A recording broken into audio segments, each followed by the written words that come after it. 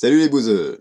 On parle beaucoup de l'âge à partir duquel on obtient le droit de vote. 16 ans, 18 ans, 21 ans, mais jamais de l'âge pour le perdre. Forcément, ça dérange la bien-pensance de poser une simple question, à quel âge quelqu'un devient trop âgé pour voter? Mais il faut avoir le courage politique de mettre une bonne fois pour toutes le sujet sur la table et résoudre la question des vieux. Chacun sait que la vieillesse est un naufrage, pour reprendre l'expression de la sagesse populaire. Quand on vieillit, on perd ses facultés, on se pisse dessus, on vote à droite. Tenez, beaucoup de vieux, encore lucides, décident d'eux-mêmes d'arrêter la conduite de leur voiture. On oublie pourtant qu'ils sont tout aussi dangereux au volant du pays. Quand ils regardent dans le rétroviseur, ils oublient les angles morts et ne voient que ce qui les arrange. Et on se retrouve avec des « c'était mieux avant »,« les jeunes d'aujourd'hui »,« les valeurs se perdent »,« mon cul sur la commode », ce sont des foutaises, des billevesées, des calembredaines, des carabistouilles. Le pire, c'est qu'ils sont contagieux. Et on se retrouve avec des jeunes qui sont déjà vieux, nostalgiques d'une époque qu'ils n'ont même pas connue. Il y a des jeunes de 30 ans qui fantasment sur les années 80. Les années 80, mais de quoi tu parles? T'étais encore dans les couilles de ton père. Ah, les années 80, cette fabuleuse époque où on jetait les Arabes dans la Seine, où les homosexuels étaient considérés comme des malades psychiatriques, où un mari pouvait violer sa femme, sans oublier qu'on avait peur de se prendre des bombes nucléaires sur la gueule. Sérieusement, vous êtes nostalgique des années 80 pourquoi? Mitterrand au pouvoir? Ou les attentats d'extrême gauche? Mais fermons la parenthèse sur ces années 80. Ça marche aussi pour d'autres époques, comme les années 50. Vous remarquerez d'ailleurs que l'époque où, soi-disant, c'était mieux, c'est toujours une époque que des gens encore en vie ont plus ou moins vécu. Personne ne dit « Ah là là, c'était quand même mieux la France des années 1230 ». Si ça se trouve, c'est vrai, on sait pas. Quoi de mieux qu'une bonne épidémie de peste après une attaque viking? Ça fait pousser les poils aux couilles.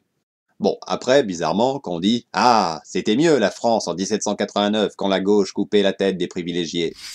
Quand on dit ça, là par contre, ça va pas, on se fait traiter d'extrémiste. Bref, comme j'ai pu habilement le démontrer, les vieux sont un danger pour notre société. Si aujourd'hui on est dans la merde, c'est que nous devons supporter les conséquences des décisions du passé. Des décisions qui furent prises par les vieux. Saviez-vous qu'il existe en japonais le mot l'oreille, qui désigne spécifiquement les dommages que causent les personnes âgées à cause de leurs idées réactionnaires?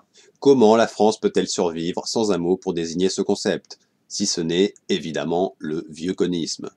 Le vieux-conisme n'est pas dans le dictionnaire de la langue française, qui est, comme par hasard, dans les mains des vieux incontinents de l'Académie française. Ces vieux contrôlent notre propre langue, et quand on contrôle la langue, on contrôle la pensée. Relisez 1984. Toujours au Japon, après l'accident de la centrale nucléaire de Fukushima, des vieux se sont dévoués pour participer au nettoyage. Déjà parce qu'ils n'ont plus grand-chose à perdre, mais aussi parce que la radioactivité est moins dangereuse sur des organismes âgés. Ce n'est pas nos vieux à nous qui feraient ça, Nos vieux à nous, ils préfèrent aller faire leurs courses à l'heure où tout le monde sort du travail juste pour faire chier. Attention, que les ayatollahs du politiquement correct ne me fassent pas dire ce que je n'ai pas dit. Je n'ai rien contre les vieux. Mes propres parents sont des vieux. Mais il faut savoir dire les vérités qui dérangent. Les vieux n'ont pas d'avenir. Pourquoi devrait-on les laisser voter pour décider d'un avenir qu'ils ne verront jamais, alors que tout ce qu'ils veulent, c'est retourner dans le passé?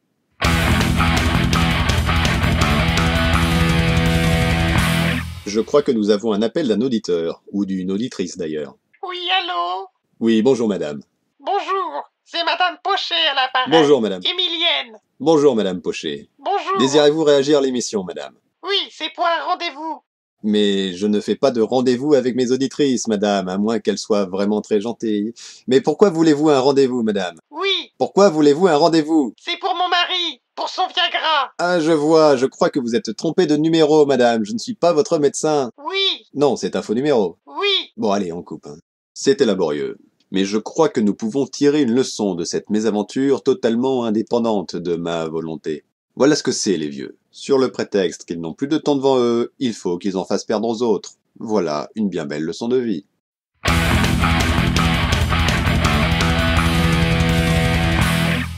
Notre émission est désormais terminée, j'espère qu'elle vous a plu. N'hésitez pas à le préciser dans les commentaires. Vous pourrez retrouver dans la description les liens pour me suivre sur les réseaux et me soutenir sur Tipeee.